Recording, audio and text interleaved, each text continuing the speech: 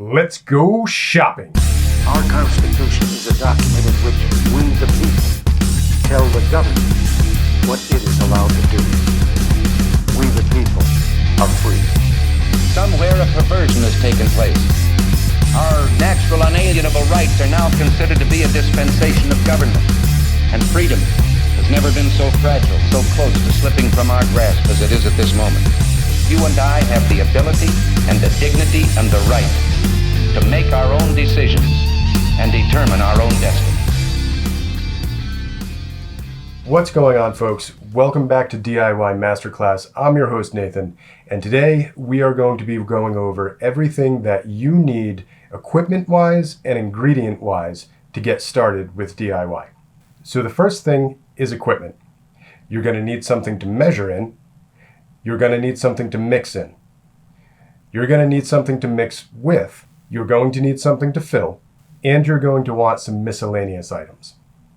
Things like labels, markers, organizational units, things like that. There are going to be links down below to everything that I run over today. If there are things that I couldn't find or that weren't in stock anymore, I've found different items that I think are comparable to that, and I note that in the description there. I do want to note that if you purchase through the Amazon links down below, I will get a small commission off of that. It doesn't cost you anything more, but it does go to support the channel.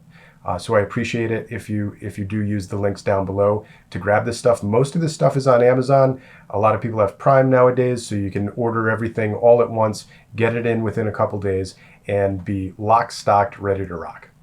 Okay, with that being said, let's move on. The first thing that you're going to need is something to measure with, and I'm talking about a scale. The scale is the piece de resistance of any mixer's set.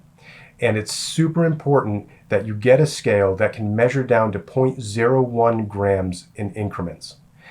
Now, some of them can do that, but they don't allow for too much weight to be added to them. So the one that I have linked below is the same one that I use. It's served me well for many, many years, and it allows up to 500 grams at a time and multiple pounds to be added in total. But it's definitely the one that you want. It is an awesome scale, relatively inexpensive compared to some of the other scales, and particularly when you're measuring to that degree of accuracy. Okay, so now that we've run over the scale, the other thing that you're going to need is something to mix in. And by this I mean beakers. You're going to want some decent glassware, and Carter Scientific is some of the brands that I use. I've tried some others. I've tried Lab Zap. I mean, to some degree, they're all kind of, they'll work for you. But decent glass is good to get because it's going to be heat resistant. It's not going to shatter as easily or anything like that. And they're relatively inexpensive. I recommend the set that I've linked below. It's a set of 5, and it has most of the common sizes that you're going to need to start off. I've added to my glassware set. I have multiple beakers of almost every size at this point, ranging up all the way to 3,000 milliliters. You don't necessarily need something like that, particularly when you're first starting out. You're going to probably be mixing in smaller batches. So get something a little more commensurate. Up to 150, 250 mils should be good for the beginning of your DIY adventure. One thing to note is that when you're filling the beakers, it works best if you stay within 40% of the total volume. So if it's 1,000 mil beaker, going up to 400 mils is about 40%, and it's going to mix best at 400 mils or under. So that 40% mark I've found works the best. Next up, you're going to need something to mix with. Now, there's a couple ways that you can go about this. I see a lot of people online who just fill the bottle directly, and then they sit there shaking it and shaking it and shaking it and shaking it and shaking it. Your arms are going to get really tired. It's a terrible way to actually mix up e-liquid. And there's a couple principles at work there. One is that e-liquid requires steeping. So no e-liquid that you create is going to taste the same right off the stir plate as it is a week from then, or 2 weeks from then, or sometimes even longer, up to a month from then. Certain custards and creams and tobaccos take a lot longer to fully steep out and for their flavors to fully develop. But in addition to that, it's going to be a very inconsistent mix if you use the shake method like that.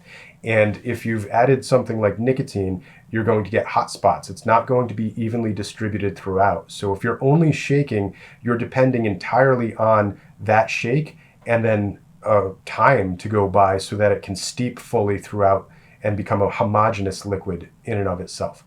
So there's a couple things that I recommend. One is a stir plate. And the one that I have is, again, it's just a beautiful thing. It's served me well. I've had it for many years and I've had no issues with it. It stirs up to 1400 RPM, somewhere right around there, which is what most of them do stir up to. There are some online that I've seen that are a little bit cheaper and they look kind of scientific-y.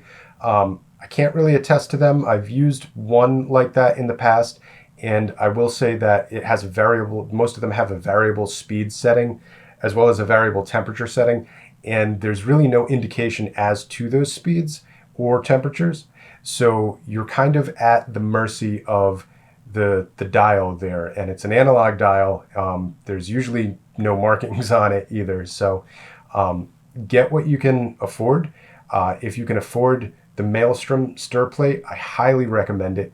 Like I said, the other thing is that you don't want magnets to be thrown, and that happens when the magnet on the stir plate is not industrial enough to hold the stir rod magnet, and then the stir rod winds up getting thrown in the beaker, and it won't mix. It's more likely to happen at higher speeds. The Maelstrom has never thrown a magnet on me. It's just an absolutely phenomenal stir plate. It's used primarily or marketed toward those who are making their own batches of beer. And they claim that it can mix up to a gallon. It can. The liquids that we use in DIY are a little more viscous than what alcohol would be. So it does take a little bit more. And that's also kind of why I recommend the second item here, which is a milk frother. Now, I don't think that you're going to want a full-out hand blender on any of these, but a milk frother is relatively inexpensive, and there are some that have multiple speed settings to them, and they're also small, so you can fit it into smaller beaker sizes and really just whip that e-liquid up. If you can't get the stir plate with the stir bars, definitely get the milk frother. Even if you do get the stir plate, I would recommend the milk frother, because if you're filling a large quantity of e-liquid, it can sometimes take a bit to get that going, even on something like the Maelstrom or another stir plate. And by simply putting the milk frother in and giving it a good whirl, it can really help to separate and get that e-liquid going. Next up, you're going to need some bottles to fill. So once you finish making your first batch of e-liquid or any e-liquid, you're going to want to put it into a bottle. And there's no shortage of bottles out there right now. There are plenty of them. I linked to some below. In all honesty, check out eBay. You're going to want something that's BPA free and in a variety of sizes generally. When you're first starting out, something like a 15 ml bottle or a 30 ml bottle is a really good starting point, because you're likely to be making all sorts of different e-liquids because you're experimenting with the different flavors and you want to see what tastes good and what works. And you don't necessarily want to make 100 or 120 mils of something right out the gate, because it's a lot of trial and error sometimes, and some things just don't work and you don't know until you try it. So I would recommend starting with some 30 ml bottles. Those are also large enough to give you some time to let the e-liquid steep. So if you mix a few batches and you have a little bit right away, you still have a little bit extra. You know, if it's tough. If it's good as a shake and vape, it's tough to not immediately start vaping that. So that's why I usually use, slightly larger bottles if I think it's going to be good, so that I can allow some to steep and to stay in the bottle over time to see how it develops. Because there have been e-liquids that I've made that have tasted great as a shake and vape and turned out pretty terrible after a decent little steep there. And there have been others that I've made that start out as kind of, it's got potential, but then over time, it really fully blooms into what it's supposed to be.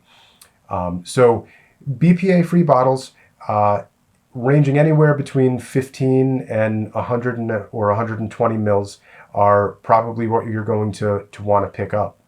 The next thing that we need are storable bottles, and they're kind of multi-purpose.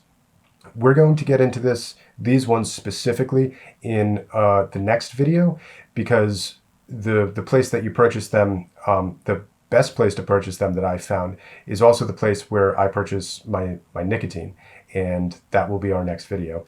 These ones are anything from 4 or 8 ounce bottles up to 16 or 32 ounce bottles. The 16 ounce bottles are really good to hold and distribute things like VG or PG, and the 2 or 4 ounce bottles are pretty good for things like nicotine. You can also store batches of e-liquid in them as well. So if you create something and you really like it after testing it and allowing it to steep, you can create a larger batch and put it into a 16 ounce container, and then put that somewhere cool and dark and allow that to steep for some time. And then you have 16 ounces of that e-liquid versus what you were making in your usable bottles. Next up, labels. Labels are really, really important. It's not something that you would necessarily think of when you're first starting out. I thought, I'll just write on the bottles with marker. There's a couple problems with that. One being that even with good Sharpie markers, the bottles often don't want to keep the marker on it. And then secondly, you're dealing with a liquid. So if anything spills on the bottle or spills out of the bottle, or you get a little messy with it, it can wipe that off. So labeling directly on the bottle is not a great solution. However, picking up labels themselves in a variety of sizes, or the right sizes for the bottles that you have, and then adhering them to the bottles. And I cover them oftentimes with some Scotch tape right after. It takes 1, maybe 2 pieces. And what that does is it's kind of a cheap way to weatherproof it or waterproof it, or at least make it resistant to those things. But labels are huge, and it's important how you label things as well. You want to make sure that you're putting the name, the milligram of nicotine on there if you choose to use that, and also the date. And the date is really important because this allows you to gauge how long that e-liquid has steeped for, and also to come back and realize that, well, maybe this was 3 years old and it's probably not good anymore.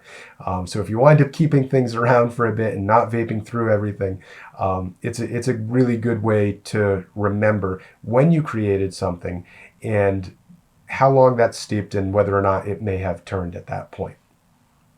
Also, markers. I love these Sharpies. I'm a fan of Sharpies to begin with, and fine writing instruments and utensils. So the Sharpies are fine point, which allows you to get a lot of information onto smaller labels, which is really good when you have smaller bottles. But these are the best, hands down. Okay, some optional equipment that you have as well. One is a storage system. And organization is really big. You're going to start collecting a bunch of different flavors, so you need a way to keep them. Don't just throw them into a bin somewhere. I've seen that. That's a terrible way to do it. You won't be able to find what it is that you're looking for when you're looking for it. And that means that you're likely to reorder something that you already have, not realizing that you still have it. So some type of organization system. I use these little bins. They're absolutely wonderful. They fit both the 30 mil and the 10 mil bottles that you can order of flavored flavorings. And what I really enjoy about them is that I can take them out separately. So I've organized them into different types of categories. I can take that category and that specific manufacturer down off the shelf. I can rifle through that. Maybe something else in there inspires me a little bit when I'm going through, and then I can put it back. And that allows me to easily access the flavorings as well as keep them organized and stay neat and tidy about things. So I would highly recommend those. The 3-tier rack system that I have as well. This you can get at Walmart. Amazon has it, but it's a ridiculous price. So I've got a link to Walmart there because it saves you some bucks. And it fits 3 across perfectly. But you're going to have to gauge your setup, where you're at, your location, and what you have for storage options. This is what works for me, though. Other optional material, pipettes. These are really optional. Most places that you order flavorings from at this point come in self-dispensing containers. But when you do need a pipette, you really kind of need a pipette. So it may not hurt to pick some up. Latex gloves. These are really important. One thing to note about nicotine is that it is transdermal, which means that if you touch it or you get it on your hands, it will pass through the skin barrier and you will wind up ingesting it that way. You can get really sick if you're using high percentage nicotines. So you want to wear gloves and take safety precautions when dealing with that. Grippy mats. These are going to be important for a couple reasons. The 2 items that you're going to want to put these on are the stir plate and your scale. And that's to make sure that the beakers, when you put them on there, don't slide off. Both of these are made out of a hard plastic, and glass is likely to slide a bit on there. So I've got a convenient link down below. If you've got some already, use those, cut them to size. And when we dive down and we start doing some mixing in subsequent videos, you're going to see the mats that I have and how I've cut and shaped them to make sure that they fit. Lastly, in the optional category is an air filter. Now, it's really important to keep the area where you're mixing clean. And part of that is to make sure that particles that are floating through the air are caught and captured. So the best way to do this is to grab an air filter, something portable that will take care of the size of the room that you're in. I believe the one that we have linked below is for rooms that are up to 160 square feet. Something like that to make sure that everything's being filtered through. You have to remember that when you're mixing, this stuff is eventually going to be evaporated and vaporized, and then you're taking that into your lungs. So it's super important. E-juice that's manufactured is manufactured in ISO 7 clean rooms.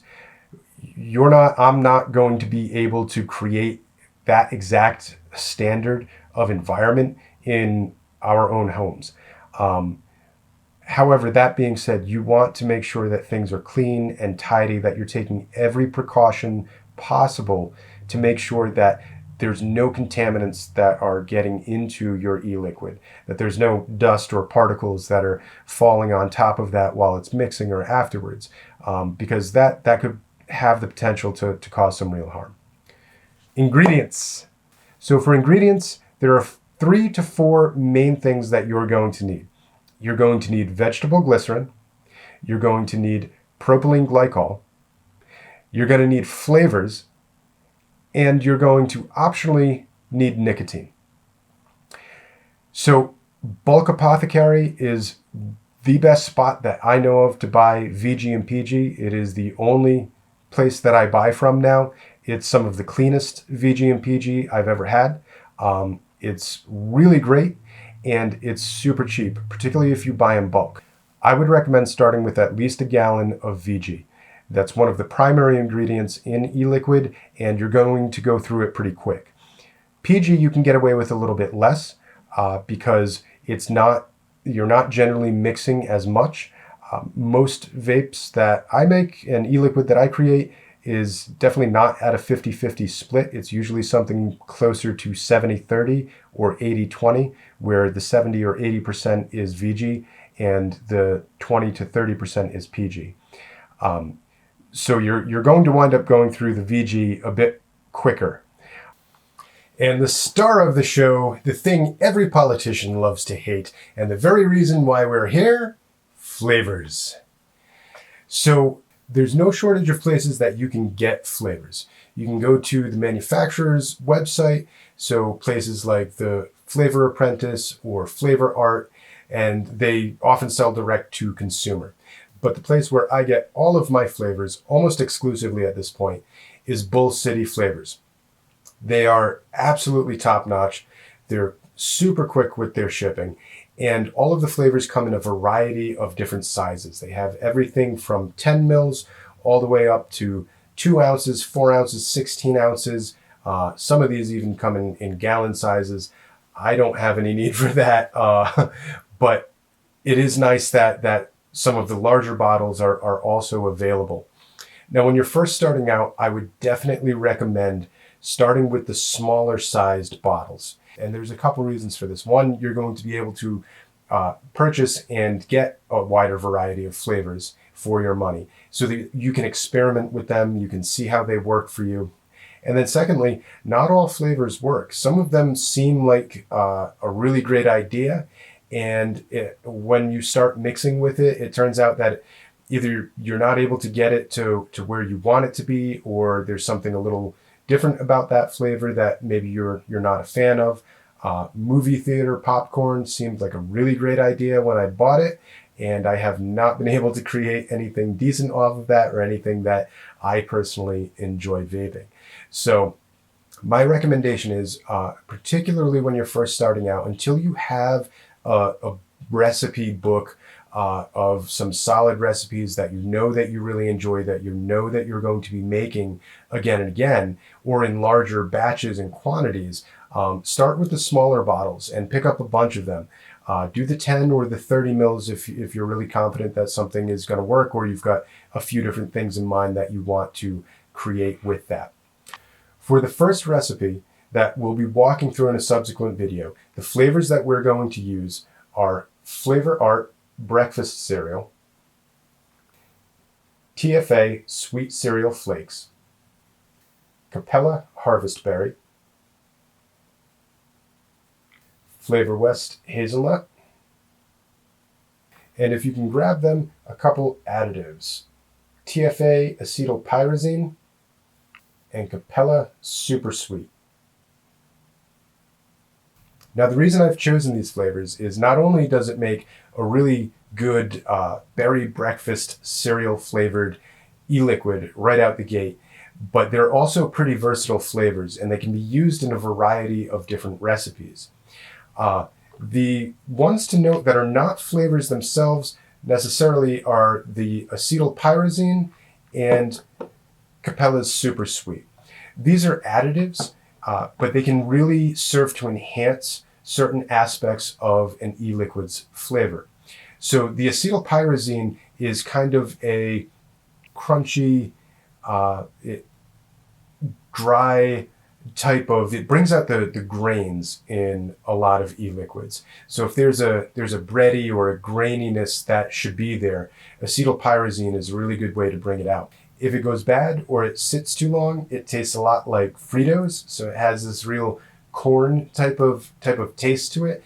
And if you use too much, you can taste that coming out. So you want to be moderate in your application there. The same thing goes for Capella Super Sweet. It's an additive that boosts the sweetness of an e-liquid. The great thing about Capella Super Sweet is that it really only requires a very small amount. So it's a real light touch that you're going to use with something like that. And it also doesn't have that sucralose saccharin type taste to it. I can taste that thing, that type of taste a mile away in beverages, in foods, in e-juice. It's just something that's really off-putting to me. And in using this at lower quantities, I really don't get that at all. It just serves to boost the overall flavor. That's all for this video. In our next video, we'll be discussing nicotine. Let's light 'em up, light 'em up! You gotta fight for the pain to get to the top. You gotta